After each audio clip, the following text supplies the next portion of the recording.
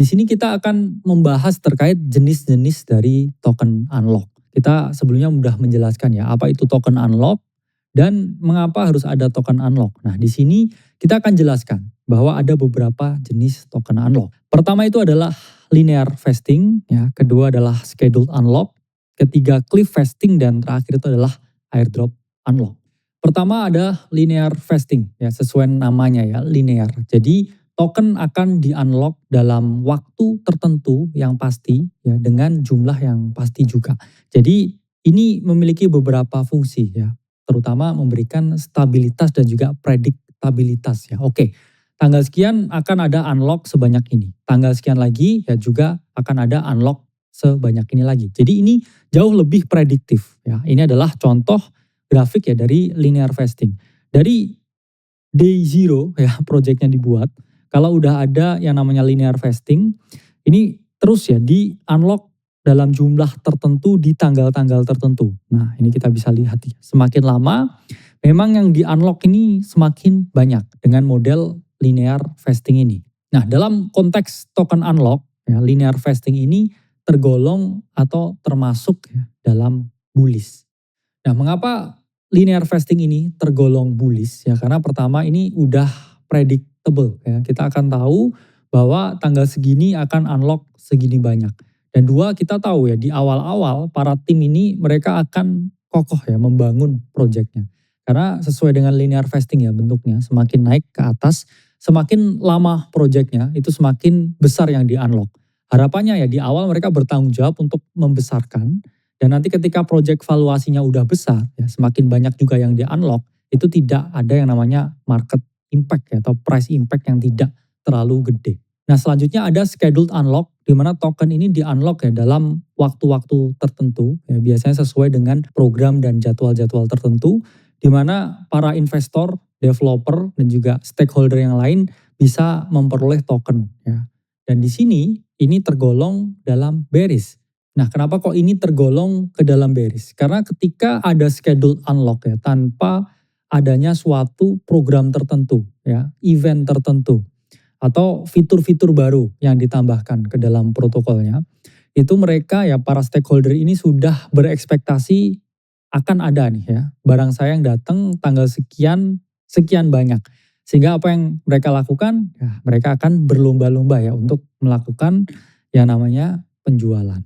Selanjutnya ada cliff vesting. Apa itu cliff vesting? Jadi di sini ya para pelaku di dalam internalnya atau para developer, ya, core developer dan para programmernya di dalam, mereka yang mendapatkan porsi tertentu tokennya ini tidak bisa mengakses ya dalam jangka waktu yang cukup lama, biasanya 6-12 bulan. Jadi mereka mengerjakan proyeknya ini dibayar 0 rupiah ya, mereka nggak dapat token apapun. Di awal dibatasi ini nggak boleh dibuka, sampai selanjutnya baru boleh dibuka. Jadi teman-teman paham ya, ini kayak setahun pertama kalian suruh kerja, ngerjain proyeknya ya, kerjain dulu aja, kalian gak dapat apapun. Kalau nanti proyeknya bagus ya, itu kan valuasinya meningkat, baru ya di tahun kedua tokennya di unlock. Ini kan menimbulkan kepercayaan juga ya. Nah ini adalah contoh grafik ya dari 4-year vesting scheduled with 1-year cliff. Dimana di awal ini ya, from day zero, ya ini data dari Quotabook, ini nggak ada sama sekali ya token yang mereka dapatkan ya. Baru setelah 1 tahun berlalu mereka dapat yang namanya cliff unlock atau cliff vesting ya. Mereka bisa memperoleh ya hasil dari jerih payah yang udah mereka lakukan ketika mereka setahun ini udah puasa ya saya bilangnya. Puasa dengan keadaan ya, nggak dapat apapun. Nah dalam konteks token unlock ya, cliff vesting ini tergolong bullish.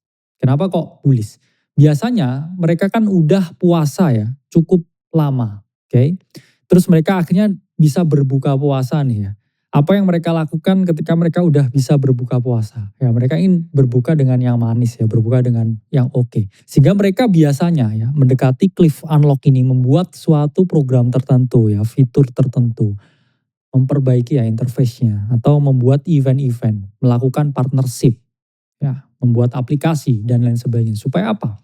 Ada hype up dari proyeknya. Sehingga ketika proyek ini hype lagi, ya harga naik, retail memakan volumenya.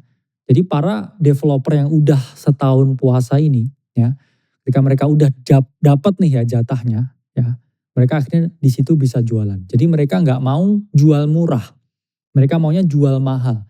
Ketika udah cukup liquidity, ketika udah enough attention dan harga mengalami kenaikan, baru ya di situ mereka melakukan yang namanya penjualan. Jadi bisa dipahami ya konsepnya. Mereka nggak mau jual murah, mereka tunggu naik dulu ya dapat liquidity, dapat volume dari market, baru mereka jualan. Nah selanjutnya ada airdrop unlock. Seperti yang saya udah jelaskan sebelumnya ya, jadi ekosistem kripto ini kadangkala ya menggunakan strategi airdrop, di mana mereka menarik user ya untuk masuk ya ke dalam protokolnya, masuk ke dalam ekosistemnya dan melakukan pekerjaan-pekerjaan tertentu untuk kemudian mendapatkan reward. Nah, ketika mereka mendapatkan reward ini, ya apa yang mereka lakukan? Ya mereka adalah melakukan penjualan ketika tokennya ini di-unlock. Itulah mengapa ya airdrop unlock itu cenderung bearish. Dan ini pun juga didukung dengan riset ya dan juga data-data lapangan yang nanti akan disajikan. Karena di sini banyak sekali ya para airdropper ini yang memanfaatkan checks listing. Jadi mereka udah dapat barangnya nih, dapat airdropnya. Kemudian ada centralized exchange yang besar yang listing project mereka untuk launch di sana. Dan ketika launch di publik apa yang terjadi? Boom, ya, harganya langsung turun. Karena para airdropper ini memanfaatkan likuiditas yang tinggi ya, dari para pelaku atau investor di checks ini yang melihat, oh ini ada listing baru. Ya, saya harus beli di sini karena ini new listing. Terus kemudian mereka yang udah dapat airdrop beberapa hari sebelumnya, ya oke saya tinggal klik tombol sell karena ini uang gratis. Apa yang terjadi? Harga tokennya turun. Itulah mengapa saya tidak pernah menganjurkan dan juga menyarankan untuk trading on listing day. Karena trading di listing day itu sangat volatile dan ada kecenderungan ya untuk turun yang lebih tinggi dan kecuali ya untuk trading ya tektokan jangka pendek itu nggak apa-apa, tapi stop loss intact ya. Selalu harus ada stop loss in case harga ya drop dan melawan kita. Itu adalah jenis-jenis dari token unlock dan kategorinya. Apakah mereka bullish, bearish, jahat atau baik dan gimana cara kita ya mengantisipasi ketika keadaannya itu bearish ya apa yang harus kita lakukan, bagaimana keuntungan yang bisa kita dapatkan dan ketika itu bullish. Oke, sampai berjumpa di modul ketiga.